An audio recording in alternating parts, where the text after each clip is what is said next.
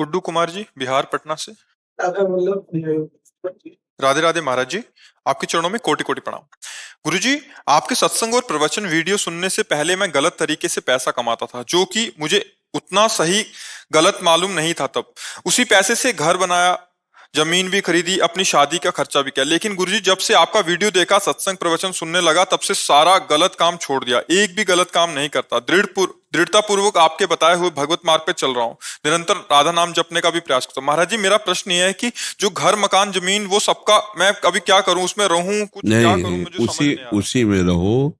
अब आगे से अबलो नशानी अबना न सही हो, और नाम जप करो, सब ठीक हो जाएगा।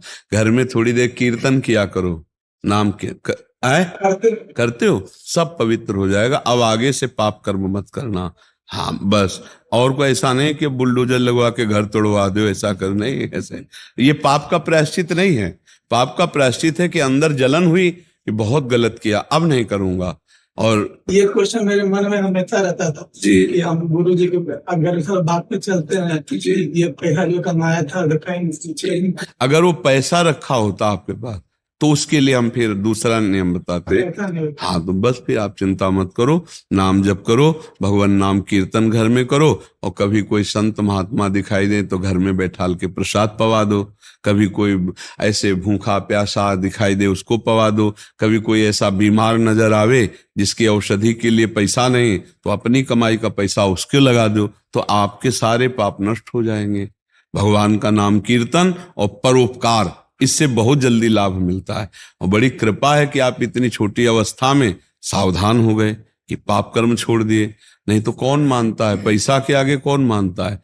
राजा जब बड़े बड़े अधिकार पदों में आते हैं तो उनसे यही प्रार्थना करते हैं हम, कि बस एक प्रार्थना आपसे है कि आप कभी किसी से घूस न लीजिए, किसी का अहित मत कीजिए।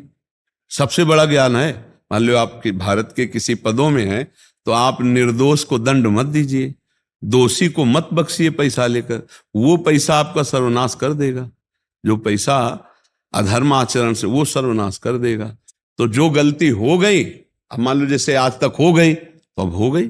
अब लो नसानी अब ना नसइयो, अब आगे से नहीं करूंगा। खूब नाम जप करो। पर ये तब है जब तक आपको पता नहीं था। जैसे आप सुन लिया तो अब लगा एक पॉइंट तो है ही है, 2-4 साल बेईमानी करके बढ़िया बिल्डिंग खड़ी कर लेते हैं, और फिर बाबा से प्रार्थना कर देंगे कि गलती हो गई तो वो फिर आपको दंड भोगना पड़ेगा।